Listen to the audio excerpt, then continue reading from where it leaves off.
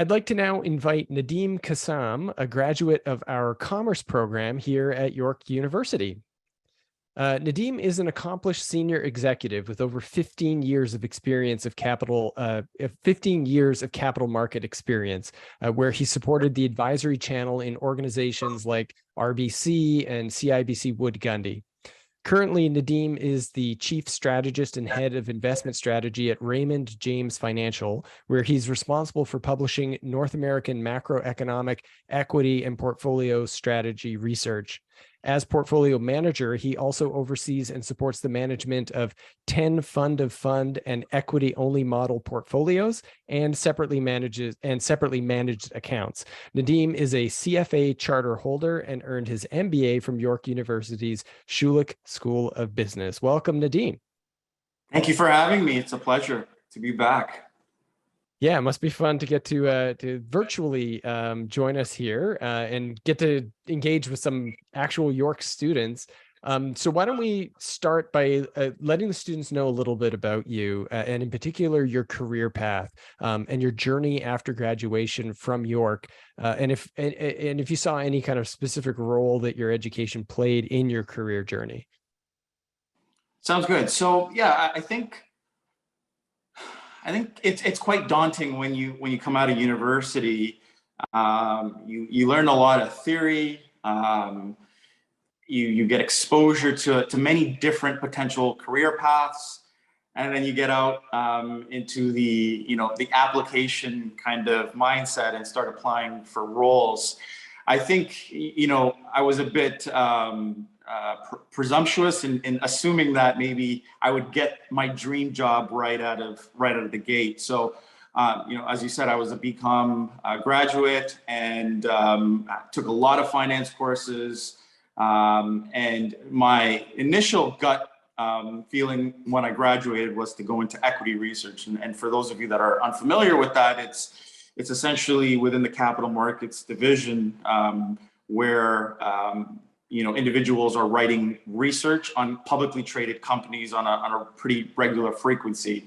That's what I like to do. It's very quantitative and a lot of writing involved and a lot of strategizing in terms of kind of finding stuff that is publicly available, but being able to kind of showcase your abilities in terms of being an analyst. So that's where I wanted to go.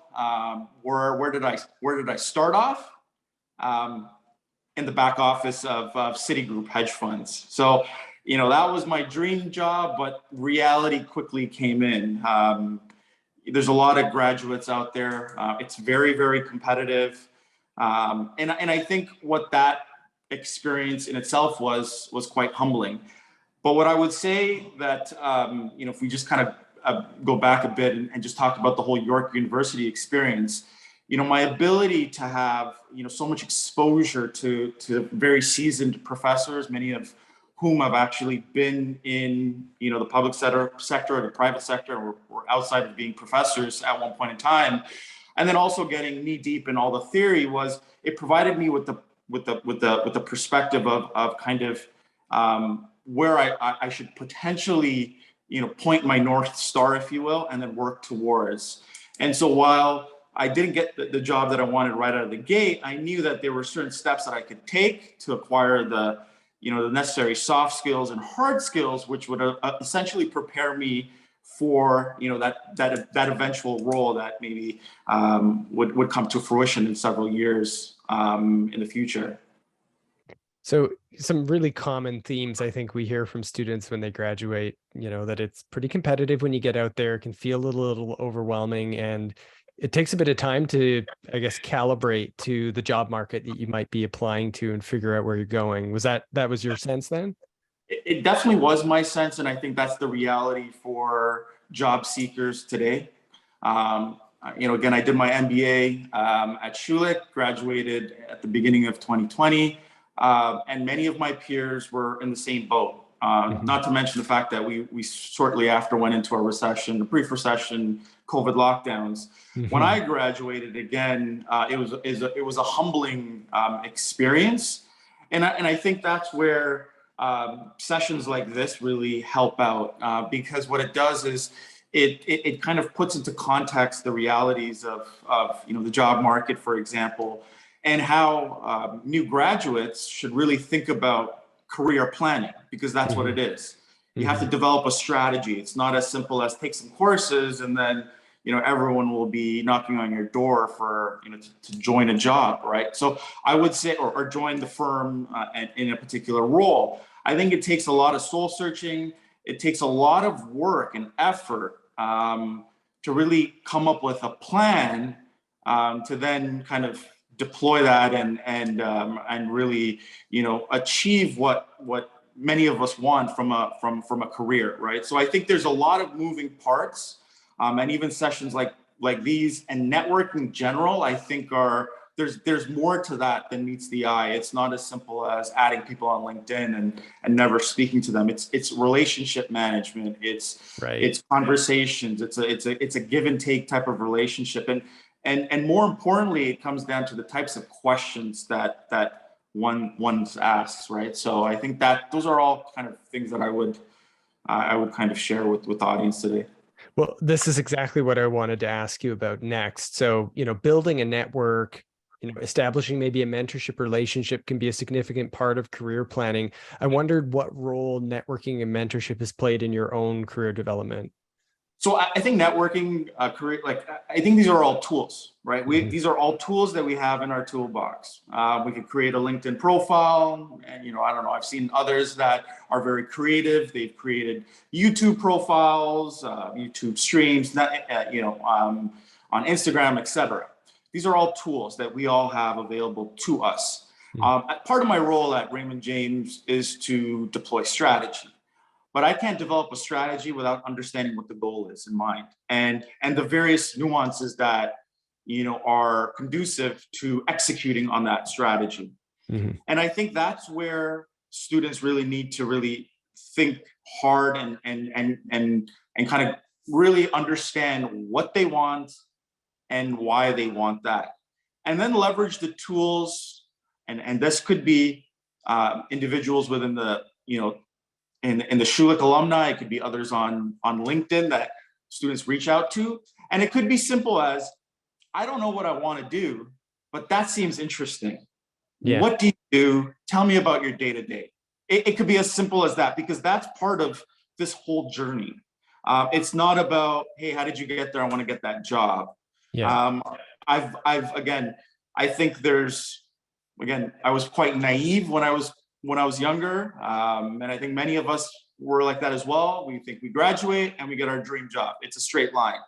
Unfortunately, that's not how it works. I've had to go through, various ebbs and flows, postgraduate to, undergrad, to realize, hey, I need to sharpen these skills, or I need to, develop these other hard skills, if you will. And those are outside of, let's say, the CFA and the MBA, right? So I think I think all of these are, again, just to reiterate, these are all tools that we have available to us, and it's important for each student to really hone in on what they're looking for as they kind of develop their career strategy, and then leverage all the tools that they have available to them to really expedite that and to really help them on this journey. So that is reaching out to mentors, attending sessions like this, etc.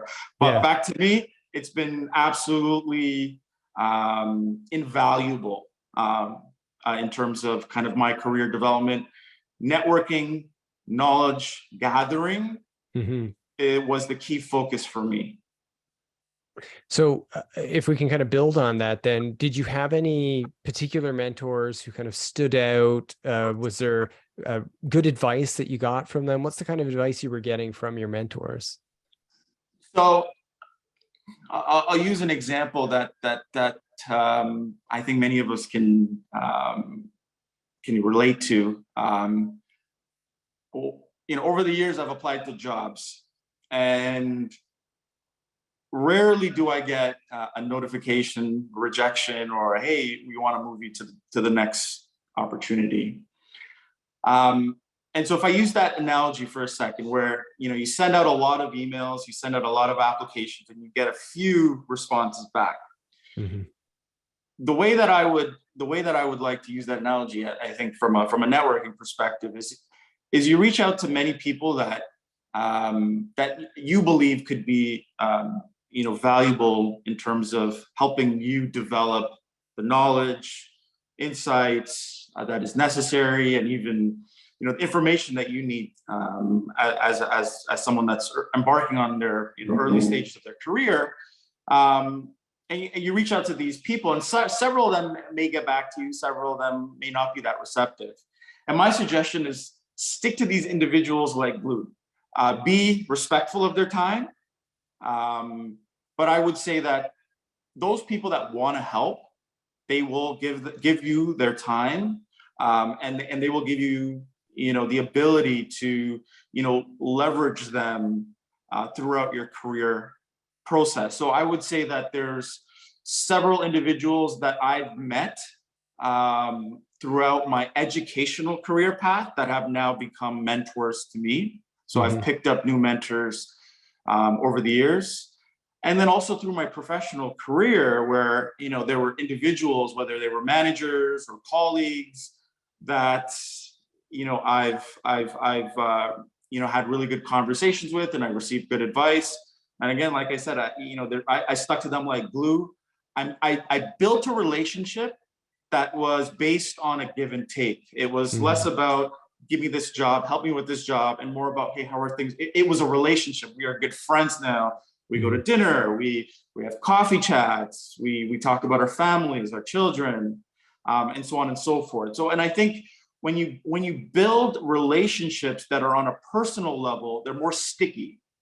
When it's a give and take Mm-hmm. type of relationship, they're more sticky. They're more likely to yield, you know, results that all of us are looking for, right? And again, career is one aspect of what we as humans have to deal with. There's many other obstacles, challenges. Even though this might be the most daunting for many of us, or many of you on that are listening to this webcast right now, but there are many others that will come about. And I think this personal network, this, you know, this group of individuals that are, you know, that provide you with advice, there are also people that I think, at least from my perspective, have been invaluable in terms of supporting me through all the other areas of my life. So I would say, look within your personal network, lean on those individuals that have been, you know, they could be family members, they could be colleagues, they could be potential managers. Mm-hmm. And you know, if they're even from a former job, I would, or even professors, you know, stay in contact with them. I think that really resonates. And I would say that I've done many stints at several firms, and I've hired many people, and I've had a lot of associates that I've worked with. There's maybe a handful that continue to reach out to me and that I continue to mentor. And I'm happy to do it. For example, I'm doing this from Punta Cana in Dominican Republic. It's beautiful here, so I'm not going to show you the view, but Please don't show. I tend to, you know, look to my right a bit. So that's the reason why. It's the beautiful palm trees waving in the wind here. So, but again, that's my advice to everyone that's on the line. Build relationships that are not transactional, but are partnerships, and that you can leverage throughout your career. That's a good way to put it too. And it's challenging, right? Like building a network is building your community of colleagues who you're going to engage with for many years, whether you're working directly together or you're at different places over time. Because then I'm sure in your own experience, you know, you've had colleagues who you built a professional relationship with, and you worked at the same enterprise, let's say, and then you go off to different places, and then maybe you meet up again in the future, or you maybe even start a business together in the future. Like these are the kinds of relationships that can emerge through this kind of networking activity. So we've got students here who have, I think, already made the first step here, which is participating in some of the opportunities to build your professional networks through your school. So this is part of what this event is for. I wonder if you had any other advice of how students might be able to make the most of this opportunity for engaging with alumni from York.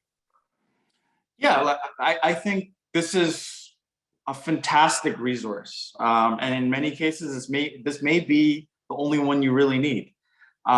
Just because of the sheer breadth and depth of the alumni, right? I don't have the stats here, but I can only imagine. That said, I think it goes back to what I was saying earlier, that it takes a lot of soul searching, understanding what each of you are looking for as it relates to your career path. And it's fine if you don't know what you want to do.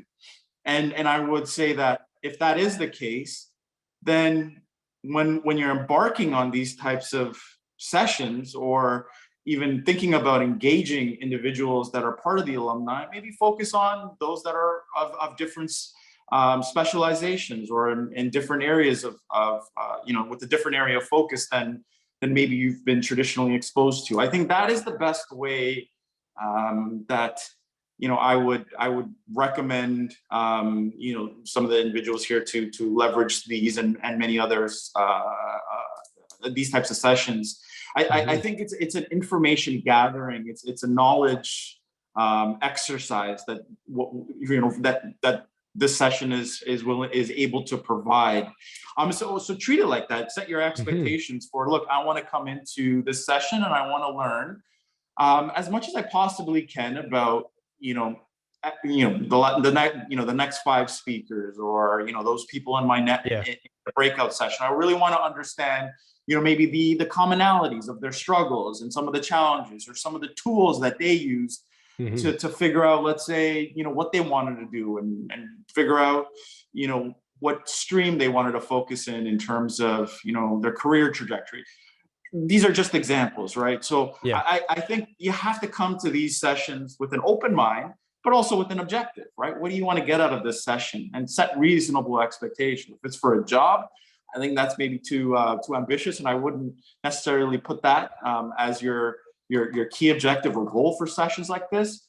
Rather, it would be, let's learn about as many people as I can in terms of their personal career paths, some of the challenges, some of the tools they used, and see at the end of the day, like, take notes. See, I got a notepad and pen here as well, because I want to learn from many of the mentors here, and some of the students as well, right? I'll get feedback, I'm sure, and there's an opportunity for me to learn.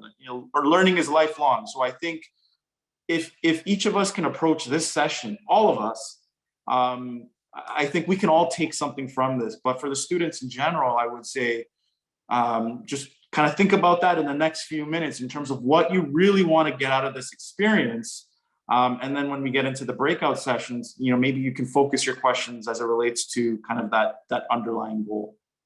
That's some great advice, especially about information gathering. That's a way you can do career exploration without having to actually, do a 4-month internship at a place to figure out what a job is like, just some of the basics. And I see there's at least a question in the chat here about job interviews and the kinds of questions you get. We're not going to have time to take that question now, but I'd encourage you to discuss that in the breakout group with the mentors, because they're all going to have different kinds of experiences doing job interviews. So that could be really valuable. And I'll just throw in one piece too about building that relationship network. Is you never know when you're going to, meet someone again. And you want to make sure you got a good, positive relationship with that person all the time, because you almost never have a good reason to burn a bridge with somebody. Build a good relationship with someone, stay in touch with them. It's a good friendship to have. It's a good professional relationship to have. But you never know where you're going to end up in the future and where the opportunities might be. And if you're kind of open to building those relationships, those opportunities will start to emerge and become clearer for you. So one more thing, Sean, go ahead. So this is just a very important point that, again, I experienced both during my undergrad and also in my MBA. The network that you build is also, like what you see here, professionals that are maybe at different stages in their career, but it's also your colleagues within, classes that you take. Yeah. The impressions that you make on them are lasting. And I just want to reiterate that, and I want to pause on that moment, on that point for a sec. The impressions that you make on your colleagues within classes are the impressions that will be left on them especially if that's the last one that you make, for the years to come. And I'll give you an example that I've, all of us have encountered those team or those group projects where there was, Yeah. certain individuals that didn't carry their weight. I assure you that those people existed when I was in undergrad, that existed in my MBA as well. And funny enough, that also exists in my organization, in every single organization and role that I've been in and team. And I will say that when I am approached by former York students, colleagues, my impression of them is largely a function of, the relationship and the interactions we had. And so if the last interaction I had was in a group project in my MBA 2-3 years ago, where they weren't really carrying their weight, I'm going to have that kind of feeling at the back of my mind, right? So as good as you want to be in terms of how you come off and your impression and your first impression, look, first impressions you only get one chance on that, right? And all your colleagues in your classroom, your professors, the alumni, you get one chance, right? But, again, there's students have the opportunity to redeem themselves. But I will say that I've been in this situation many times where I've had colleagues, former colleagues, reach out, and both professional students. And again, I think what I typically had to go back to was the experience that I knew of them. And then if I wanted to put in a referral on them, right? So long story short, the first impressions that you make are very important. And who you are and who you would like to be remembered is very important. As you take courses, as you take your classes at York, as you move on and maybe do a master's program, just remember that the street, as we like to say, Bay Street, Wall Street, the street in general is very small. And the finance industry, the accounting industry, what have you, is very small on a relative basis, and you'll interact and will likely, cross paths with the same people more times than you would expect, right? And that's a good thing, because if you leave on a really good note, well, you can leverage those relationships again in the future. And this is all part of the whole networking and career development aspect, right? So there's a lot that I could probably go on there, but I'll stop there. I think I've gone over my time, but Sean, I'll pass it back to you.